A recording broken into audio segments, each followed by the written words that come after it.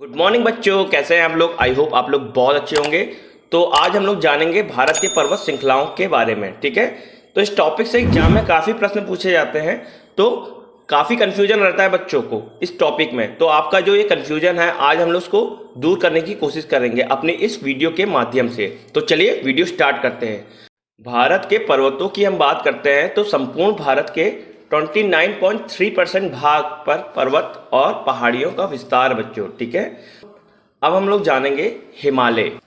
हिमालय यह विश्व की सबसे ऊंची पर्वत श्रृंखला है बच्चों। ये ऊंची पर्वत श्रृंखला इसलिए है क्योंकि यहाँ पर आपका एवरेस्ट जैसे पर्वत स्थित है। ठीक है, तो इसलिए यह विश्व की सबसे ऊंची पर्वत श्रेणी है। अब हिमालय को आप वलित पर्वत श्रृंखला भी कहते हैं बच्चों। एग्जामिनर यहाँ से भी क्वेश्चन पूछ सकता है, हिमालय किस प्रकार का पर्वत है, तो ये वलित पर्वत है। ठीक है, तो इस वलित पर्वत श्रृंखला को वलित पर्वत श्रृंखला क्यों कहते हैं, थोड़ा इसको हम लोग जान लेते हैं बच्चों। ठीक है, हमारे जो भूगोलवेत्ता हैं वो ये कहते थे कि आज से जितने भी महाद्वीप हैं, ठीक है, वो सारे एक साथ जुड़े हुए थे। और जो जुड़ा हुआ जो भाग था, ठीक है, उस भाग को हम लोग पेंजिया कहते थे। ठीक है, जो जुड़ा हुआ जो भाग था आपका जमीन का, ठीक है, उसे पेंजिया कहते थे। जो पानी वाला जो भाग था उसे हम पेंथलासा कहते थे। ठीक है, धीरे धीरे समय के साथ पेंजिया दो भागों में टूट गया बच्चों। ठीक है, जो आपका पेंजिया है उसका ऊपरी जो भाग है उसे हम अंगारा लैंड कहते थे, और जो दक्षिण का भाग है उसको हम गोंडवाना लैंड कहते थे बच्चों। ठीक है, यही गोंडवाना लैंड आपका प्रायद्वीपीय भारत का हिस्सा है। ठीक है, क्योंकि क्वेश्चन कभी कभी एग्जाम में यह आता है कि प्रायद्वीपीय भारत किसका किसका हिस्सा है, तो वो गोंडवाना लैंड का हिस्सा है बच्चों। आई होप आपको ये चीज समझ में आ रही होगी। ये जो दो भागों में जो पेंजिया टूटा था, फिर उसमें धीरे धीरे करके समय बीता तो ये 7 जो है प्लेटों में टूटा। ठीक है, इसीलिए हम लोग कहते हैं कि अर्थ की 7 प्लेटें हैं।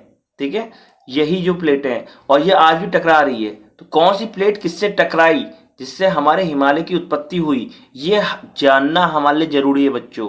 ठीक है, जो 7 प्लेटें थे उनमें से एक जो प्लेट थी वो थी यूरेशियन प्लेट, और जो दूसरी जो प्लेट थी वो थी इंडो ऑस्ट्रेलियन प्लेट।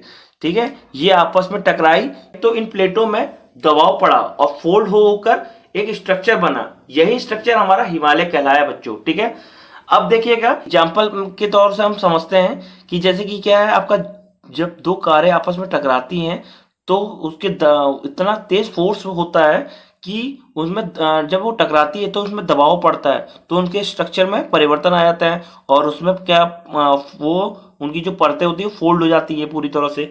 तो सेम यहाँ पर भी वही चीज हो रहा है बच्चों। ठीक है, कि यहाँ पर जो आपस में जो प्लेटें आपस में टकरा रही है तो वो फोल्ड होकर बन रहा है। यही प्लेट आज भी आपस में टकरा रही है बच्चों, यूरेशियन और इंडो ऑस्ट्रेलियन। ये जो दो प्लेटें आपस में अभी भी टकरा रही है, जिससे हमारे हिमालय का उत्थान लगातार हो रहा है। तो यही कारण है हिमालय को हम नवीन पर्वत श्रृंखला भी कहते हैं बच्चे। ठीक है, और वलित होकर ये बन रहा है तो इसलिए इसे हम वलित पर्वत श्रृंखला भी कहते हैं। आई होप आपको ये पॉइंट समझ में आ गया होगा कि हिमालय को वलित पर्वत श्रृंखला क्यों कहते हैं। चलिए, हिमालय पश्चिम से पूर्व दिशा में है फैला हुआ है बच्चों। ठीक है, सिंधु से ब्रह्मपुत्र तक आपका, और हिमालय की जो लंबाई है वो 2400 किलोमीटर तक है। कश्मीर में इसकी चौड़ाई जो है 400 किलोमीटर तक है। ठीक है, वही आपका अरुणाचल प्रदेश की बात की जाए तो उसकी चौड़ाई जो है 150 किलोमीटर तक ही रह जाती है। हम लोग अब हिमालय को 3 चरणों में पढ़ेंगे। ठीक है, ट्रांस हिमालय, हिमालय और पूर्वी पहाड़ियां या पूर्वांचल पहाड़ियां। ठीक है, सबसे पहले अब हम बात करते हैं ट्रांस हिमालय की। ट्रांस हिमालय हिमालय का पार्ट नहीं है बच्चों। अब ये क्यों नहीं है, दो प्लेटों के टकराने से जो है हिमालय की उत्पत्ति हुई है। आपका इंडो ऑस्ट्रेलियन प्लेट और यूरेशियन प्लेट, इनके टकराने से ही ये फोल्ड होकर हिमालय बना। तो ये हिमालय बनने से पहले ही आपका ट्रांस हिमालय था यहाँ पर, तो इसलिए ये ट्रांस हिमालय हिमालय का भाग नहीं है। ठीक है, तो चाहिए आज के बाद जो आपका जो कंफ्यूजन है वो आपका पूरी तरह से खत्म हो जाएगा कि कौन सी श्रेणी किसका हिस्सा है। क्योंकि हम कहते हैं कि केटू भारत की सबसे ऊंची चोटी है, लेकिन क्वेश्चन ये आता है हिमालय की सबसे ऊंची चोटी कंचनजंगा है। ठीक है, तो दोनों में कंफ्यूजन हो जाता है, तो ये ऐसा क्यों है, तो आज हम इसको भी जानेंगे। ठीक है, तो चलिए ट्रांस हिमालय की श्रेणियां के बारे में हम लोग जानते हैं। ये ट्रांस हिमालय की जो श्रेणी है उसको हम 4 भागों में बांटते हैं। तो कौन कौन सी है, काराकोरम, इसको हम कृष्णागिरी कहते थे, इसका पुराना नाम काराकोरम का, ठीक है, लद्दाख, ठीक है, उसके बाद जास्कर, उसके बाद कैलाश।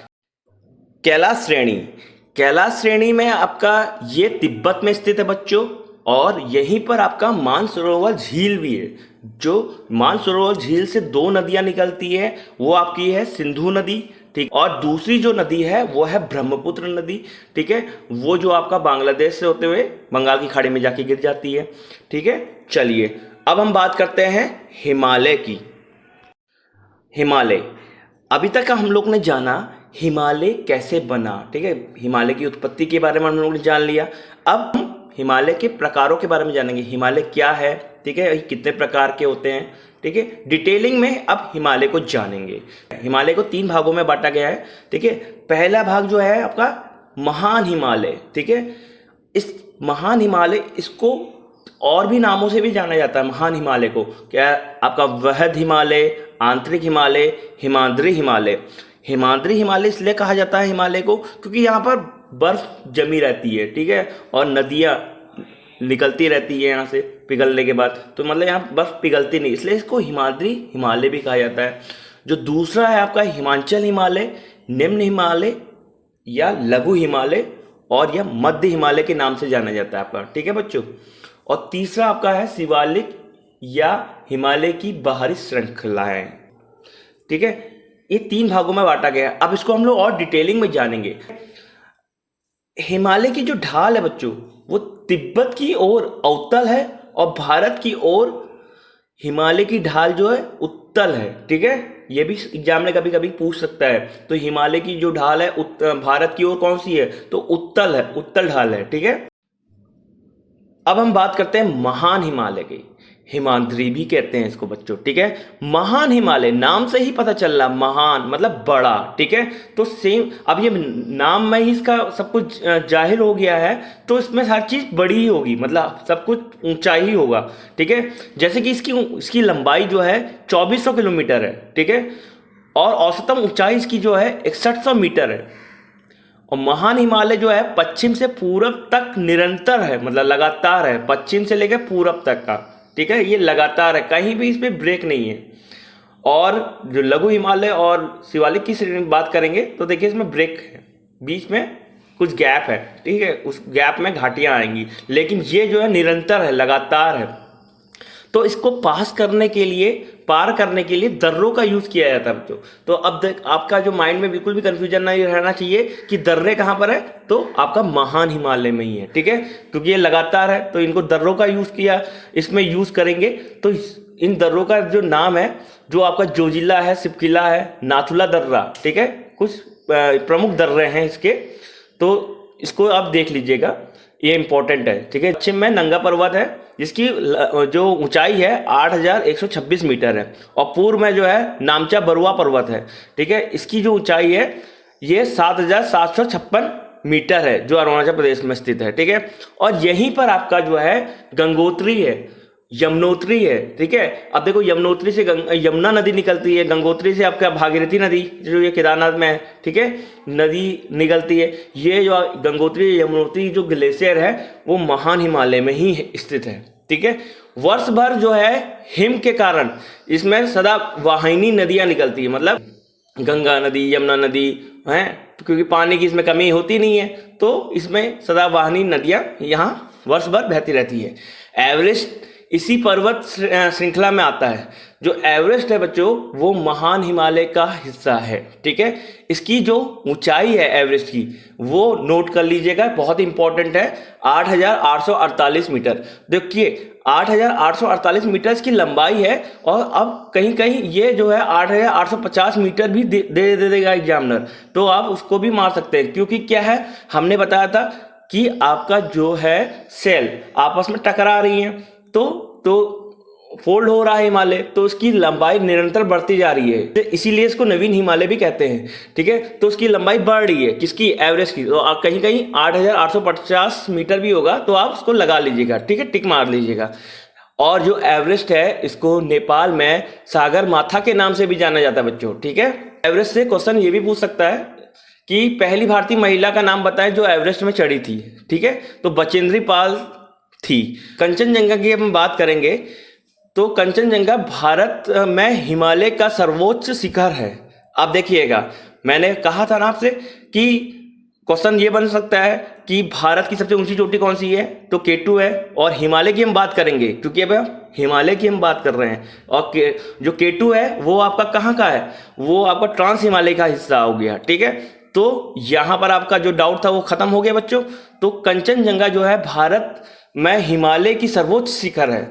जो क्वेश्चन ये पूछेगा हिमालय की सबसे ऊंची चोटी कौन सी है, तो कंचनजंगा में आप टिक मारिएगा, और भारत की सबसे ऊंची चोटी की बात करेंगे तो K2 को मारेंगे। कंचनजंगा की जो ऊंचाई है वो आपकी है 8,598 मीटर। महान हिमालय की महत्वपूर्ण चोटियों को भी हम जान लेते हैं बच्चों कि महान हिमालय में और कौन कौन सी चोटियां होती है। क्योंकि ये महान हिमालय है तो यहाँ पर जितनी भी चोटियां होंगी सब ऊंची होंगी। ठीक है, तो उत्तराखंड की हम बात करते हैं पश्चिम से पूरब के क्रम में। ठीक है, आपका पश्चिम से पूरब के क्रम में हम लोग बात करेंगे तो बंदरपूंछ जिसकी लंबाई है 6,316 मीटर। हाँ, बद्रीनाथ की हम बात करेंगे तो आपका इसकी लंबाई है 7,138 मीटर। ठीक है, कामेट की हम बात करेंगे तो दुनागरी की हम बात करेंगे तो 7,066 मीटर। ठीक है, नंदा देवी यहीं पर पड़ता है आपका उत्तराखंड में, तो ये है 7,817 मीटर। ये उत्तराखंड की सबसे ऊंची चोटी है। तो क्वेश्चन ये पूछ सकता है कि उत्तराखंड की सबसे ऊंची चोटी कौन सी है, तो नंदा देवी है। ठीक है, और त्रिशूल आपका इसी में पड़ेगा 7,120 मीटर। अब ये तो हो गई उत्तराखंड की बात, महान हिमालय की। यहीं पर आपका नेपाल हिमालय, कौन कौन से महान हिमालय की जो चोटियां हैं उनको भी जान लेंगे। देखिए, धौलागिरी है, अन्नपूर्णा है, मनसालू है, गौरी शंकर है, माउंट एवरेस्ट, मकालू। ठीक है, और कंचनजंगा ये नेपाल और सिक्किम के बॉर्डर में पड़ती है बच्चों। देखिए, आपको माइंड में ये क्लिक होगा कि कंचनजंगा कहाँ है, तो आपको पता होगा तो आपको याद करना आसान हो जाएगा बच्चों। देखिए, कंचनजंगा कहाँ पर है आपका, ये सिक्किम और नेपाल के बॉर्डर में है। ठीक है, अब हम लघु हिमालय की बात करते हैं। तो लघु हिमालय, अभी तक हम लोग ने जान लिया महान हिमालय, महान हिमालय में क्या क्या आता है, ठीक है, उसके बारे में। अब लघु हिमालय, लघु हिमालय आपका इसकी जो चौड़ाई है इसकी हम बात करते हैं तो इसकी चौड़ाई है 60 से 80 किलोमीटर ये चौड़ा है। क्योंकि ये बीच में है तो सकरा है, मतलब दबा हुआ है, तो उसकी जो चौड़ाई है बहुत ही कम है। ठीक है, कंपेयर टू महान हिमालय के अकॉर्डिंग। ठीक है, इसकी लंबाई की बात करते हैं तो 3,700 से लेकर 4,500 मीटर तक इसकी ऊंचाई है। ठीक है, इसमें आपका पीर पंजाल, धौलाधर, महाभारत श्रृंखला आती है बच्चों। इसे मोस्ट इंपॉर्टेंट, अभी तक का हम लोग ने श्रृंखलाओं के बारे में जाना तो हम लोग ने 7 श्रृंखलाओं के बारे में जाना। ठीक है, तो उसमें से हम लोग ने कौन कौन सी श्रृंखलाओं के बारे में जाना, जास्कर, लद्दाख, काराकोरम और कैलाश श्रेणी।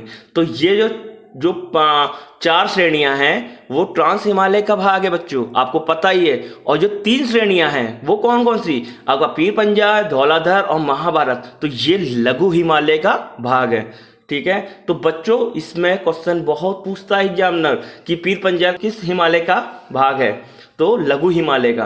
देखिए, पीर पंजाल आपका जम्मू कश्मीर में पड़ेगा, धौलाधर आपका हिमाचल में पड़ेगा और महाभारत आपका नेपाल में पड़ेगा। ठीक है, ये श्रेणियां हैं, तो इसको आप जरूर याद कर लीजिएगा।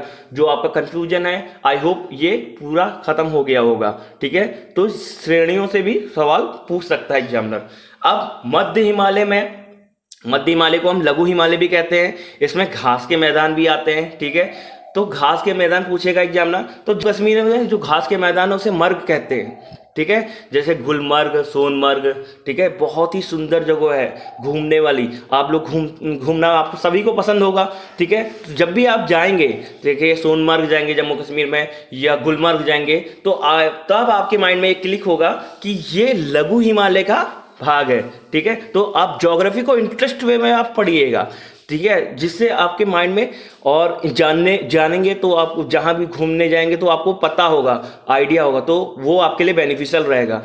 उत्तराखंड के, अब देखिए उत्तराखंड में घास के मैदान को क्या कहते हैं, बुग्याल कहते हैं बच्चों। जैसे कि बेदनी बुग्याल, अली बुग्याल, बरनाला बुग्याल। ठीक है, यहाँ पर आपका लघु हिमालय में फूलों की घाटी भी पाई जाती है बच्चों, जो कि उत्तराखंड में है, उत्तराखंड के चमोली डिस्ट्रिक्ट में। ठीक है, ये फूलों की घाटी कहाँ पाई जाती है? उत्तराखंड में ही, ठीक है। और गंगोत्री, यमुनोत्री, केदारनाथ, बद्रीनाथ, ठीक है, हेमकुंड साहिब इसी के एरिया में आते हैं बच्चों। ये घूमने वाली जगह है। आप हमेशा कहते होंगे केदारनाथ जाना है, बद्रीनाथ जाना है, तो लेकिन आपको ये पता नहीं होगा ये किस हिमालय का भाग है। तो ये लघु हिमालय का भाग है बच्चों, ठीक है।